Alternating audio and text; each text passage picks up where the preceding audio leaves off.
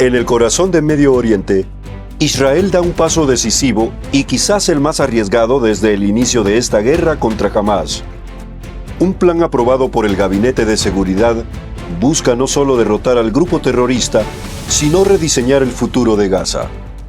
¿Qué significa esto para Israel, para la región y para el mundo? Hoy vamos a conocer los detalles y, sobre todo, lo que podría suceder después. Jerusalén, Israel.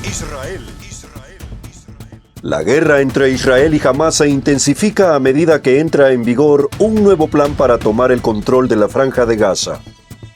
Este plan, aprobado el jueves por la noche, busca destruir lo que queda del grupo terrorista Hamás y presionarlo para que libere a los 20 rehenes vivos que aún mantiene en su poder junto con los cuerpos de otros 30.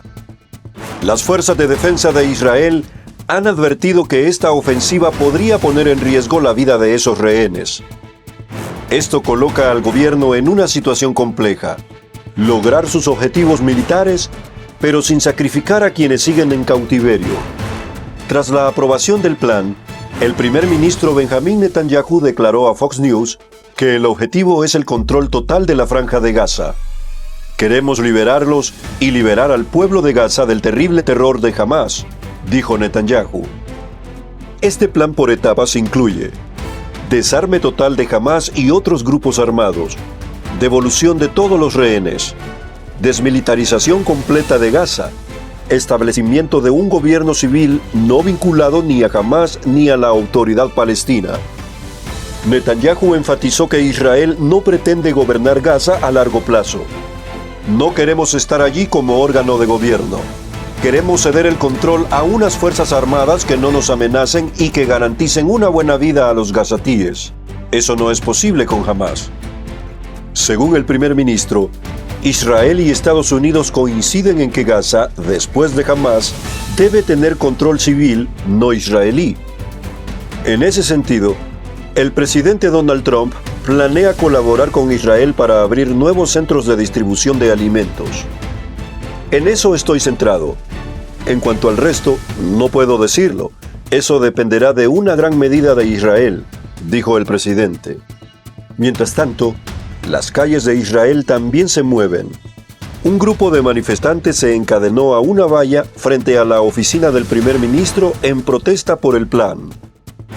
El embajador de Estados Unidos en Israel, Mike Huckabee, lo resumió así: Israel asume un enorme riesgo al emprender esta acción militar para acabar con Hamás y salvar a los rehenes.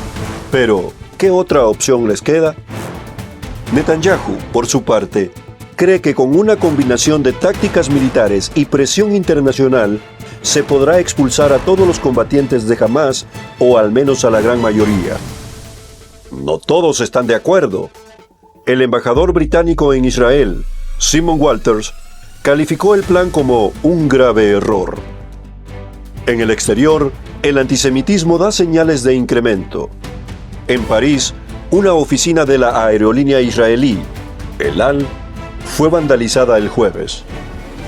Y, como si fuera poco, la batalla también se libra en los medios. Netanyahu reveló que está evaluando si un país puede demandar a The New York Times por un artículo que, según él, tergiversaba la realidad usando la imagen de un niño enfermo como supuesto ejemplo de inanición causada por Israel. El primer ministro confía en que la verdad prevalecerá. La gente verá el aumento de la ayuda humanitaria. La gente verá nuestros esfuerzos para prevenir víctimas civiles.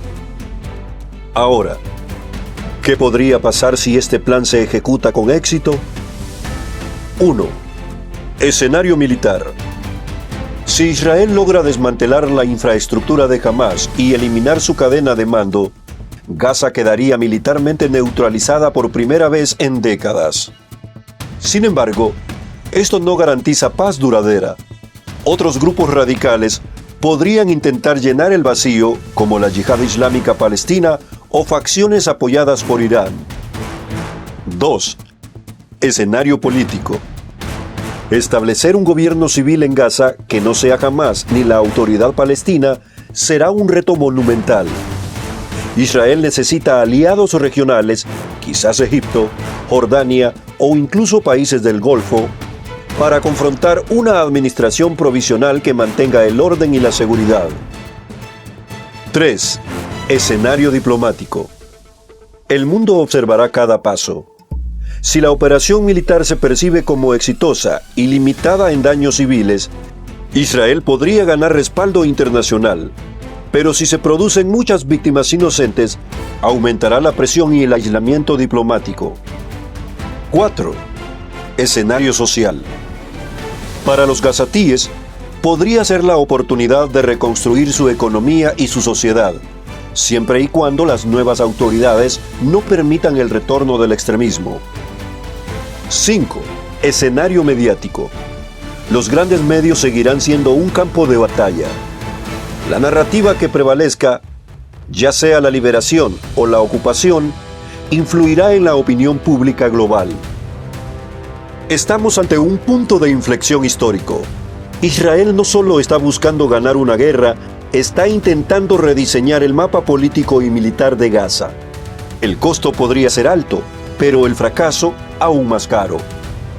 La pregunta es, ¿podrá este plan traer paz o simplemente abrirá un nuevo capítulo en un conflicto que parece no tener fin? Te invito a dejar tu opinión en los comentarios. ¿Crees que este es el camino correcto para Israel y para Gaza? Nos vemos en otro video.